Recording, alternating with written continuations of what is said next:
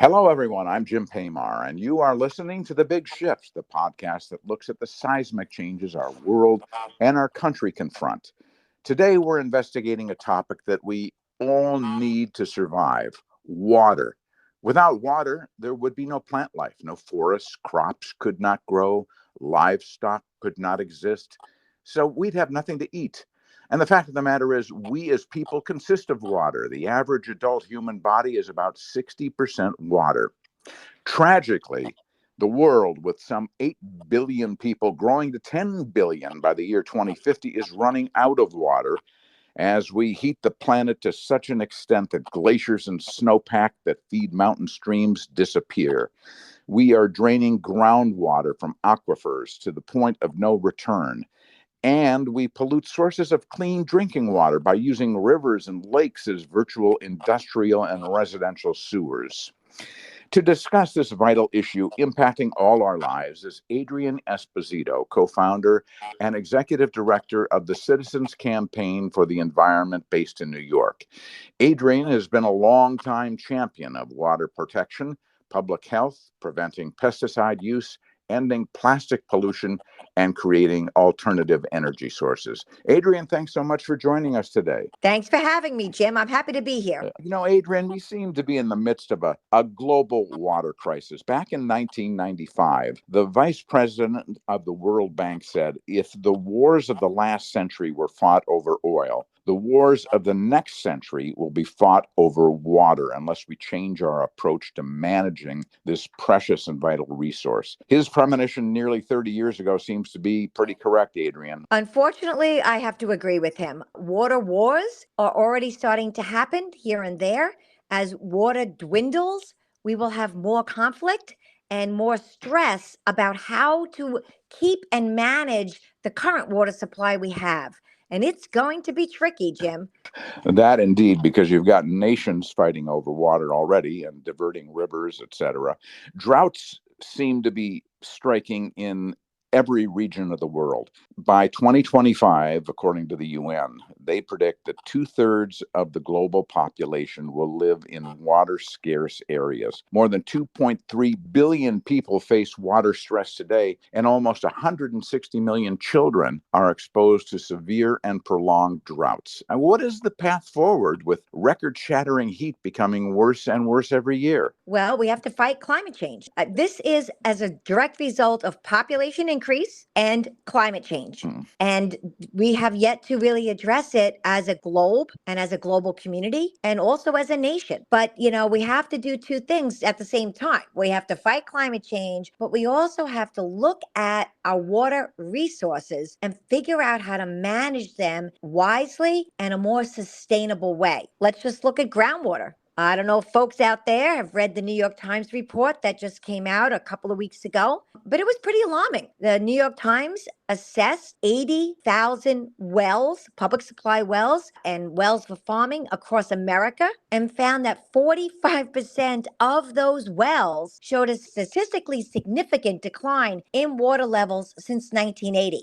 And the worst of it really occurred over the last few years, which means we are really withdrawing our aquifers or groundwater quicker and quicker. And that is not sustainable. It took decades, and in some cases, 100 or 200 years or even more for the aquifers to fill up. And yet we are depleting them in a minuscule amount of time. The main cause of groundwater depletion, as you say, is we're sucking the water out of the ground so fast, we're pumping it out. What do we do with the system that we've already put in place? Our agricultural industries depend on it. Well, it's two things. It's called groundwater mining, which means simply, as you just said wisely, we're taking more water out of the ground than the rain is able to replace naturally, which means we're running a deficit. And it's like your bank account. If you don't put the money in, at some point, you can't take any more out. So what happens is that we now have established a system for agriculture, but not just agriculture,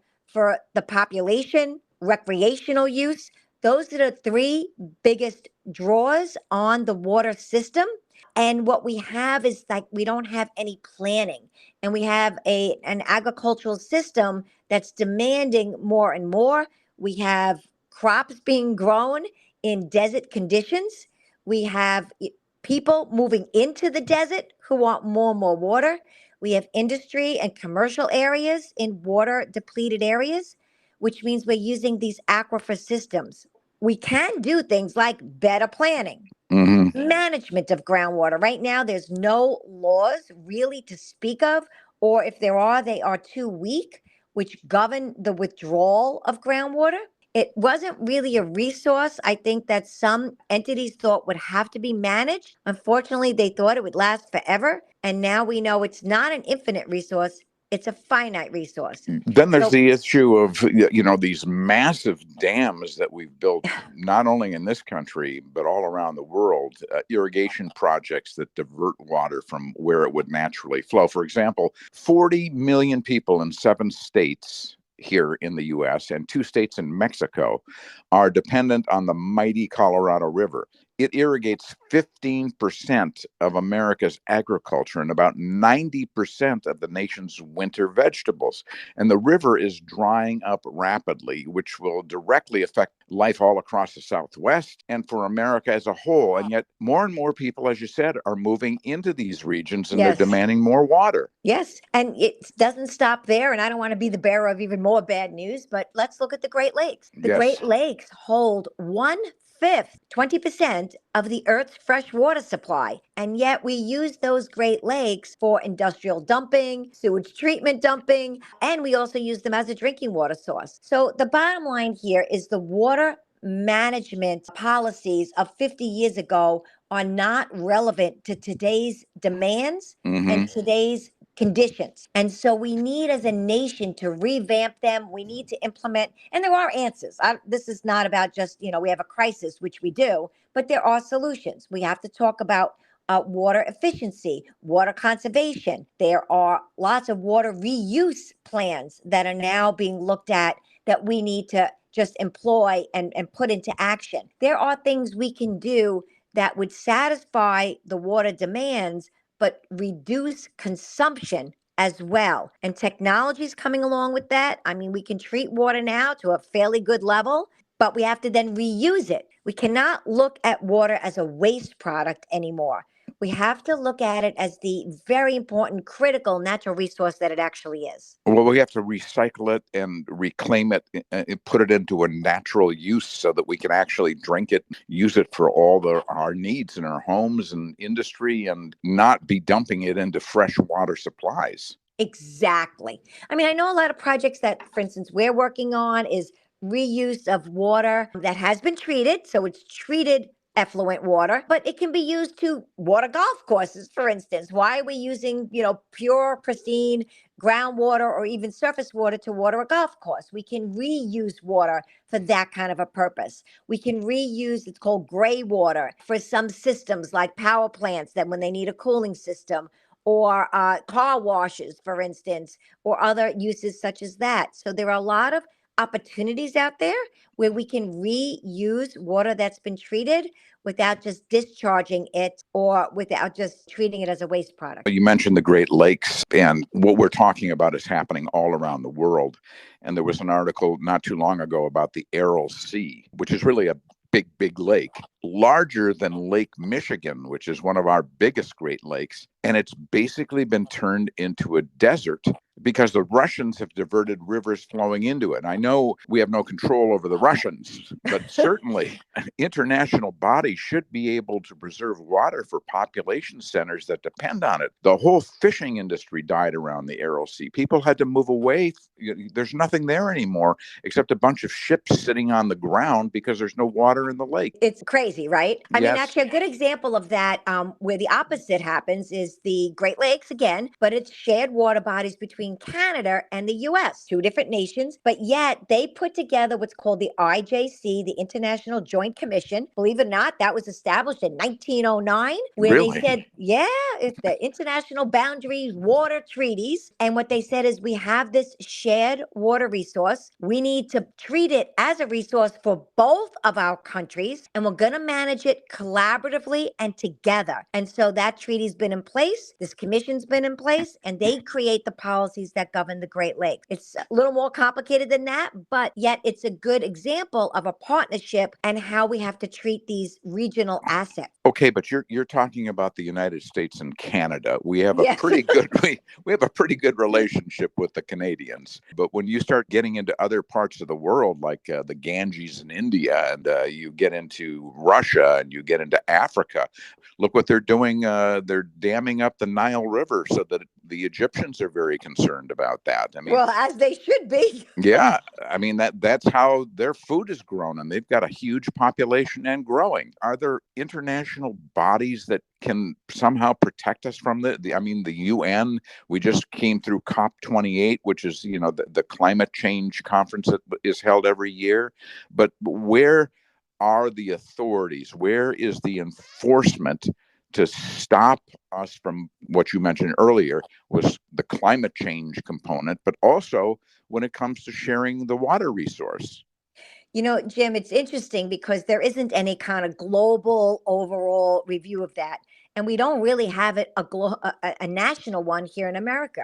I mean, again, I just want to go back to the New York Times assessment. Mm-hmm. They had to do their own individual assessment of those 80,000 wells because there's no one entity here in America that does it. Some of the wells are governed by individual water districts. Some of them are governed by local municipalities. Some of them are governed by the state. So they had to assess a myriad of different databases, different local, state, and federal agencies' databases just to compile the information about how the wells are doing. Mm-hmm. And so we've treated our water resource in America as it's treated globally in a very fractured, piecemeal way where we're not getting a cohesive picture. And when you don't have a cohesive picture, you cannot get a cohesive policy that will be successful in protecting the resource. So it comes from first starting to understand this is a collective resource. And I think that if we tried to do something on a global scale, it might be a little bit different than climate change, because climate change is something where, some of the countries, some of them still don't believe it, some of them, but water, it's pretty quantifiable when you look out the window and the lake is dry. It's kind of hard to argue that there's a water issue going on. You can see it. You can see it. You understand it. It's a necessity. This is not a luxury item, and we need to do better. We can do better, but we got to get to it. Talking about that issue, who protects our water here in the United States? According to the CDC, the United States has one of the safest drinking water systems in the world, but we rank 23rd. And that doesn't seem so great for the technological marvel America is said to be. Look, we have the United States EPA, the Environmental Protection Agency, establishes some of the standards, like, for instance, our drinking water standards. So we have a myriad of standards for volatile organic chemicals, heavy metals, pesticides, but we have a lot more to go. So, for instance, we have been waiting and waiting for the EPA to finally mandate a drinking water standard for an emerging contaminant that many have heard about called PFAS chemicals. And this chemical is so toxic, Jim, that the standard, for instance, in New York State is 10 parts per trillion. And last year, the EPA came out with a recommended standard, hold on to your chair, of under 1 parts per trillion, under 1, which basically means parts per trillion. Just want everyone to know, PPT.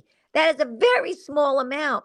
That virtually means that no exposure to this toxic chemical is safe. And yet, in America, we have not yet adopted a drinking water standard for this chemical. And there are people out there right now, across America, drinking this toxic chemical that is known to have such effects of cancer to the thyroid, the liver, the pancreas, reproductive problems, immune system problems, low birth weight, and other issues. We need to kind of have the EPA quicken their pace a little bit to provide those drinking water standards to keep America safe and healthy. But what chemical is that again? Just PFAS, PFAS. Not to delve too much into our supercharged election this November, but ex-President Trump has stated numerous times if he's elected, he's going to go drill, drill, drill, baby, for oil and natural gas, open up federal lands to mining projects. Wouldn't this reverse the progress we've made in America to reduce our carbon footprint?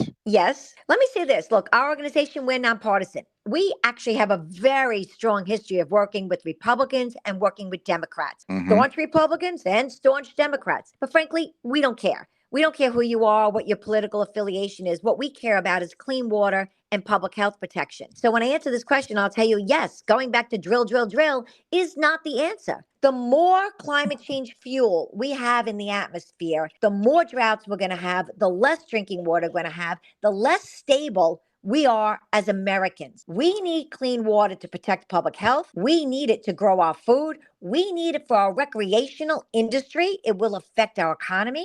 And let me tell you something, filtering toxic drinking water is not cheap. These new emerging contaminants like PFAS and 1,4-dioxane, they're very costly to filter. Who pays? Drinking the taxpayer, water. us. Exactly. So we have to look differently. We can't just go back to the past to prepare us for a future that has many pitfalls. We can do better. We can have a plan. This is not rocket science, to be honest with you, but it really is accepting that we need to change and we need to have a sustainability plan and we need to have a plan that fights climate change because it's directly related to drinking water quality and quantity. But you mentioned the EPA just a moment ago. Yes. And if, again, going back to the Trump era, they tried to dismantle the EPA. They put people in charge of it that weren't going to protect our water rights and to enforce environmental protections. We don't want to be going backwards. We need to be going forwards. And how do we maintain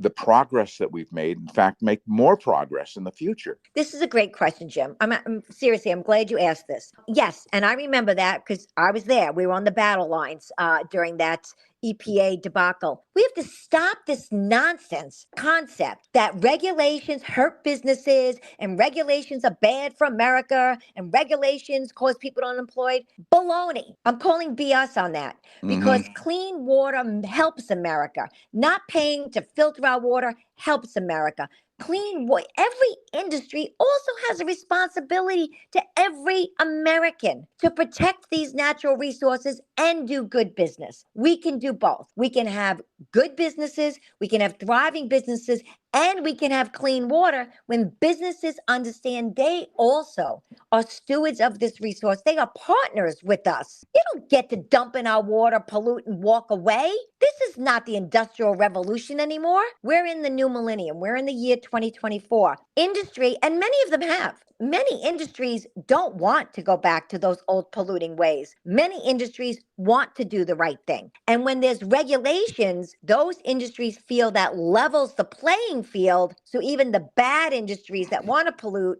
now have to live up to higher standards. The higher standards lift us all up. It may cost industry a little more, but you know what costs more, Jim? Cancer costs more. So let's stop pretending that environmental regulations are bad for America because environmental regulations are good for America. They're good for the public, good for our health, and good for our economy. No, I'm just wondering, Adrienne, if anyone has ever done a calculation on what it has cost American taxpayers just to clean up Superfund sites all across this country. That's really a good question, Jim. I don't know the answer. It's got to be in the hundreds of billions of dollars. Absolutely. I mean, I serve on a couple of different advisory boards. One, we're cleaning up a plume left over by the Navy and Grumman.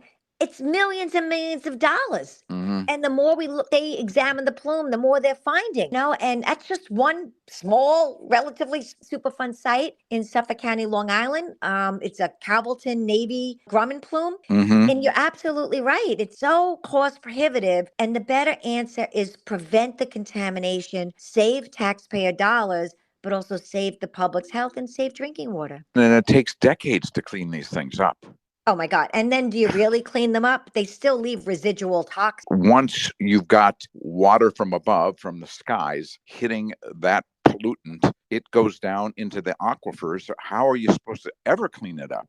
it becomes more expensive and more costly each year that goes by. Because with toxic waste in a Superfund site, every time it rains, those toxics travel in the soil. They come out sometimes in rivers and streams, or if you have a groundwater system, they will travel down further into that groundwater and will travel in the direction wherever there's a river and a stream and a lake for them to travel out. And it So could travel thousands of miles too, right? I it mean, depends on how long they've look at been our there. river system. Well, they could travel hundreds of miles underground, but then they eventually reach an output part, which means it's either a stream or a pond or, the ocean or an estuary system. America suffers from widespread industrial pollution, sewage contamination, poor land management programs that lead to toxic fertilizer being released into our rivers, our lakes, and our oceans. Why isn't there greater enforcement by federal and state governments to reduce pollution? For example, we live in New York. I've lived in California. I've lived in Washington. Does each state have an authority, or are we all beholden to the federal government on this? Another good question.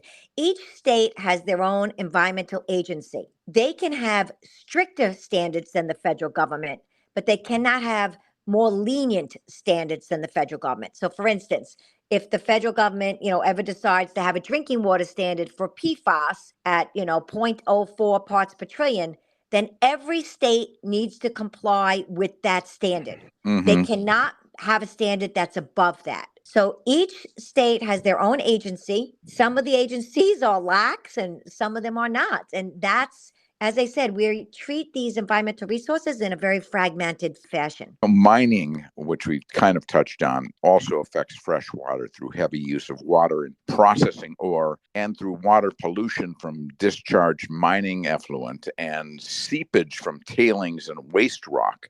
Increasingly, mining threatens the water sources on which we all depend. But we need these raw materials, right, Adrienne, to make everything that we use in our lives. So how do we protect our water resources and at the same time mine for the materials that we need in our cars and our computers and our TVs? Well, this is an example of better standards. I mean, you're right. And look, we're not a pie in the sky organization here. We understand people have needs. We're not going to live in a pristine world. I wish that we could, but we won't. That's the reality. And mining is going to be part of life, but it has to be done in the most environmentally sensitive way. And with some of the new technologies, actually, they can do some less damage in some of the mining methodologies. But you know what? Can we just go back to sewage for a second? Sure. Because there might not be mining in every state, but there certainly is wastewater disposal in every state. True. And so one of the challenges is money. We know how to treat sewage. The technology has really come a long way, but we haven't really invested as a nation as we should in upgrading, expanding, and updating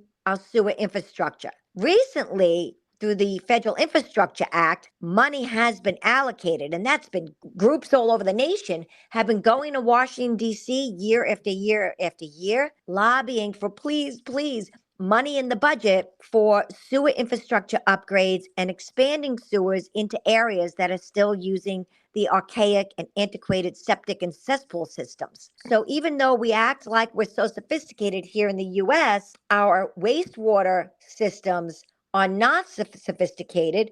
In fact, in many, many cities, the pipes are 100 years old. They're cracking, they're crumbling. I just came from a meeting this morning. One county just did an assessment, and to upgrade their sewer infrastructure, just the underground pipe, $200 million. We could spend billions and billions to really rebuild our systems. And that's a concern again, because if the political environment turns in 2025, if there's a change in administrations, are we going to see a drawback of our efforts to rebuild infrastructure? That's a great question. But you know what? Let me just point this out. I think it's important. If we put funding into rebuilding that kind of infrastructure, water infrastructure, we create jobs, good paying jobs, plumbing jobs, engineering jobs, electrical jobs. We create these, we call them green jobs, but they're just regular jobs. And we create a wonderful, good economy where men and women are put to work in jobs that are sustainable and make good wages, and we're upgrading our infrastructure. We all need to treat our sewage. This is not a Republican or a Democratic issue. It's a human issue.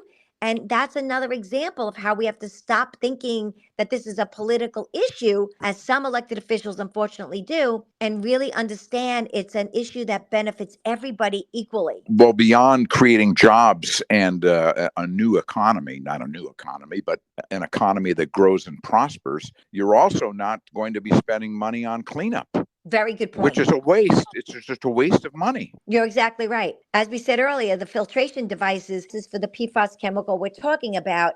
Fortunately, you can clean that up out of drinking water. It's an activated carbon filtration system, but there's still about $1 million per water supply well. And then you have to pay to maintain the system. So the best thing to do is prevent that contaminant from getting into the drinking water. And you're absolutely right. You save money for taxpayers, save the public health, you accomplish those two critical goals that people like and need by prevention. Adrienne, another issue confronting us is our coastal waters. Rising sea levels caused by global warming is a problem. During storm surges and high tides, salt water is encroaching into wetlands, basically destroying them. I mean, people talk about global warming. I like to use the term global broiling as we set new global temperature records every year.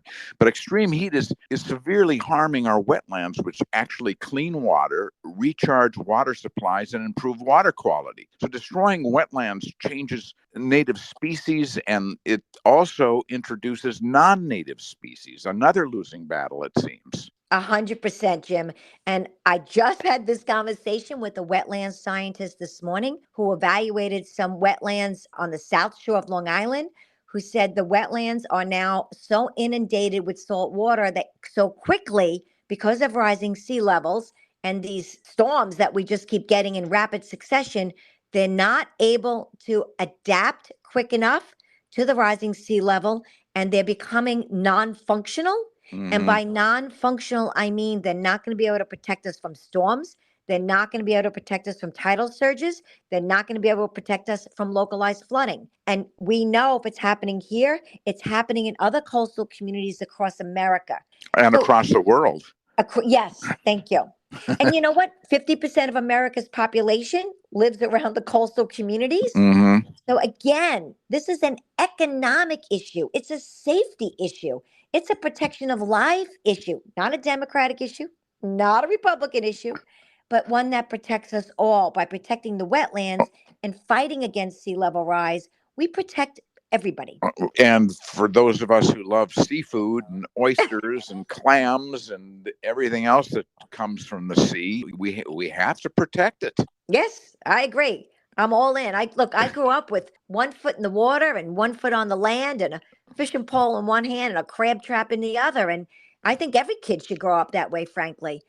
But some people are afraid to bring their kids to the beach now because the water's so brown. It's just awful. Invasive species are causing massive damage to major rivers and to the oceans. We've seen massive algae blooms caused by pollutants in major lakes, rivers, and in our oceans. And the problem seems to be getting much, much worse as the climate warms. Do you hold out much hope for reversing the trend? Well, what we're finding with these toxic algal blooms is that they're being fed by nitrogen and phosphates. And the nitrogen are coming from poorly treated or untreated sewage, and in some cases from fertilizer runoff from farmlands. But most cases that I've studied, it's because there are no sewers in an area. There's these communities, let's just take, Cape Cod, Newport, Rhode Island, Suffolk County, Long Island. They are using septic and cesspool systems, leaching out barely treated sewage right into the estuary systems, or in some cases, the lakes. That's fueling these algal blooms in combination with warmer waters. And that has resulted in blue-green algae in freshwater, which is very toxic. It's already killed dogs across America who've gone in these fresh lakes because it attacks the liver.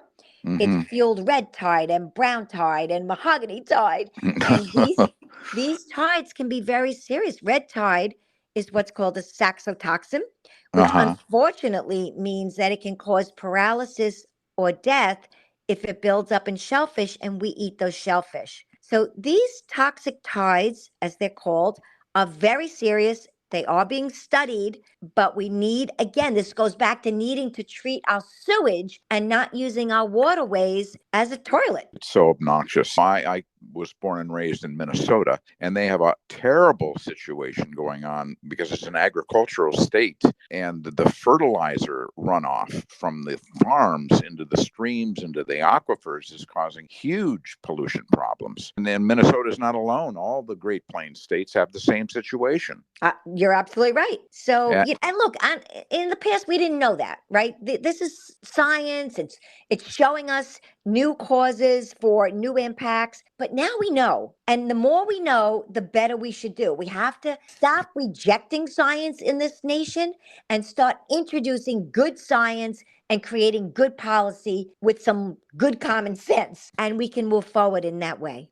Is there enough political will? Do people really care about this issue enough to push their legislators to take action before it's too late? Because once you polluted the streams and the aquifers and the oceans, you can't heal it overnight. You can't cure it overnight. But you can heal it. You can heal it. You can cure it. And to answer your question, I've been doing this work, I guess I'll just admit it, over 30 years. Wow. And you know what? People do care about clean water over and over and over. We still do community meetings. I go to the legislature constantly. People do care. But we must provide people not only an analysis of the problem, but the solution. And that solution, as I said earlier, must be based on good science, good common sense, because that will yield good policy. And our elected officials, I don't expect them to be knowledgeable on every subject that they have to tackle. So it's the advocates, frankly, that bring these issues to elected officials so that they can act. And we've been doing that. We're going to continue to do that. We believe 1,000% we have the public support. In every poll ever taken, people feel clean water is one of the primary things that they care about, that they want, and that they deserve. And we agree with them. They're absolutely right. Another issue that we've been learning a lot about lately is the devastating impact of plastic pollution, and especially in our oceans. It seems like plastics are literally everywhere today, from containers, wrapping of products, grocery bags, utensils, our garbage pails, even our cars. Plastic pollution, it seems, poses us a really serious threat to all life because the chemicals used during the production process are toxic. And plastics are able to enter into the human bloodstream, permanently staying in our bodies until the day we die. Is there any way to turn this around? Well, plastic pollution is another big challenge. It's, as you said earlier, a global challenge. And yes, we can use less plastic or eliminate plastic. Your toothpaste container, your printer, your telephone. I'm just looking around my office. I mean, there's plastic everywhere. Yeah, but you know what? I would say, honestly, we're not getting plastic in the drinking water from the printer, for instance, or the toothpaste. What it's coming from is this myriad of single-use plastic, as it's called. These plastic water bottles, which we do.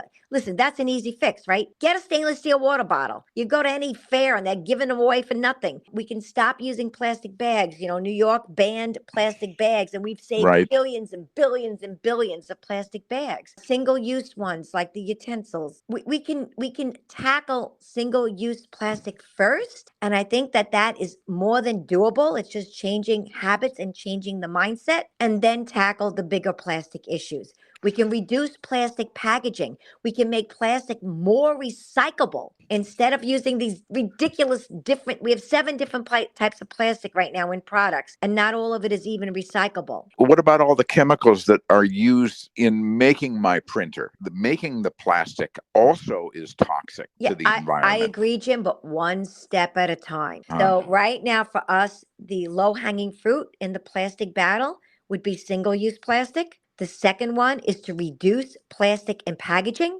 And the third one is to increase the recycling of plastic to prevent or to reduce new plastic from being created. There's some answers. I don't think anybody has all the answers. Right. But there are steps we can do to move us forward in the right direction. But what do you do about countries, let's say over in Asia, where plastic bags are just flowing in the rivers and then washing up on shore once they get into the oceans, and the tides push them back in, and the fish are eating them and dying. It seems to be an insurmountable problem right now. Well, to be honest with you, I don't have any answers for Asia's policies. I can only say that the United States should lead by example, and we can have policies here that set the example and set the standard. I know you're a big proponent of alternative energy Oh, so that we yes. can reduce the amount of greenhouse gas we emit into the atmosphere due to the burning of fossil fuels in our cars, planes, and power plants. How much progress do you believe we are making on that front? We are making progress. Is it quick enough? No. Is it enough? No. But it is progress nonetheless. In America, we now have 2 offshore wind farms. Mm-hmm. And the first one was off of Block Island, and that is a small one. It's just for Block Island. It's 6 turbines, it's 5 turbines, 6 megawatts each, which is 30 megawatts, and that powers Block Island. We also have off of Long Island in New York, the South Fork Wind Farm. It's half of the turbines are in. The rest of them will be done in just a few short weeks, sometime in February or March of 2024. And that's going to pump clean electric into the South Fork of Long Island. Mm-hmm. And that's the first offshore wind farm in New York. And there's more and more being permitted and selected along the East Coast for New York, New Jersey, Massachusetts. Lots of offshore projects that are in the works, but the big projects are on land in places like Texas, places like North Dakota, and where you've got a tremendous wind power, and that also is creating a lot of electricity. Yeah, I mean, this is the irony. We have some Republican conservatives who are saying we don't need wind, and yet we have Texas. Texas is the #1 state in the nation for wind power production. I mean, they got the memo, right? Wind Right. works, it creates jobs. We call it the windustry. Right. Because it's creating a new industry of, again, high-tech jobs in all sorts of areas of technology and trades that create good jobs. It's a great industry. Let's do it. And you're seeing big oil get into this business too, both in terms of wind power and electric vehicles and battery production. I mean, there are options, and I think people are seeing that if we don't do something about climate change, it's going to be very destructive to our entire existence. And Jim, even if you're one of those climate deniers because you got your head stuck in the hot sand, you have to say to yourself, well, it's still good to diversify our energy generation sources, right? It's still good. So let's do wind. Let's do solar. We're probably not going to wean ourselves off on oil and natural gas for quite a while, but solar and wind, particularly solar during the hot seasons, wind during other seasons, they generate electricity. So we become less reliant on oil and natural gas. We've diversified the energy sources. That's a good thing. Why would you ever fight against that? It doesn't make sense. No, it doesn't. But one issue regarding solar power and wind power is that electricity needs to be transported, and we do not have efficient power grids in this country to transport electricity, put it in the Mojave Desert, for example. But do you have the electrical plan to bring it to Los Angeles, or if you're in Texas, to bring it to Houston and Dallas? Well, we need to modernize our grid. It's the year 2024. We can't use the same grid that we used 60 years ago. So again, that's another thing. So we'll modernize the grid. We'll have to put money into it. It creates jobs. To say we can't advance technologically because we want to use the same old grid that we've been using for 70 or 80 years is probably not someone who's thinking about the best of America to come. It's someone who wants to stay stuck in the past. So you're right. We do absolutely need to modernize our grid. But again, we know how to do that. And we're doing it. We're doing it where I live on Long Island. We're doing it in other areas. That's a technological fix, and we need political will to do it. But we do know how to do it. And usually that's the hard part, is understanding how to do it. And that we have. Political will. And also, if you could get corporations behind this, if it created profits for shareholders, they would get behind it. So there's got to be a financial solution to this as well as the political will. Well, and I think that there is. I mean, that's why big oil is now investing in things like wind turbines Mm-hmm. and creating the blades and, investing in the technology because they also see the writing on the wall. Oil is a finite resource. I know that makes some people angry and they think, no, there's plenty of oil for you in your lifetime. But some of Right. us have to think about the next generation and the next ones to come. I think the oil industries are saying, hey, we diversify our portfolio. Oil will last longer. Let's make a smart business decision. Right. And like I said at the beginning, we're 8 billion people today growing to 10 billion. That's Yes. 2 billion more in the next 26 years, 2050. The oil that's in the ground now is going to be sucked out of a lot of these countries. That's why countries like in the OPEC theater, Saudi Arabia, the Emirates, Bahrain, they're diversifying into solar and wind, and they realize that their resources are not going to last forever either. That's a very good point. I mean, look, we're in a new world. We have to have new answers for our new challenges, and solar and wind are part of those answers. I'm not saying, people say to me all the time, well, we can't rely on, I'm not saying it's the one answer. This is a puzzle piece, right? These are significant Right. pieces of those puzzles. We need to develop and grow and use them. Some people have said, oh my God, they're going to cost money. As if staying addicted to oil and natural gas has been cheap for us. I don't get their, concern. Oil and natural gas has done nothing but go up in price. Mm-hmm. That's why our electricity has gone up in price. Well, hopefully we can turn that around, Adrienne. And I know we've covered a lot of ground Yes, today, we but have.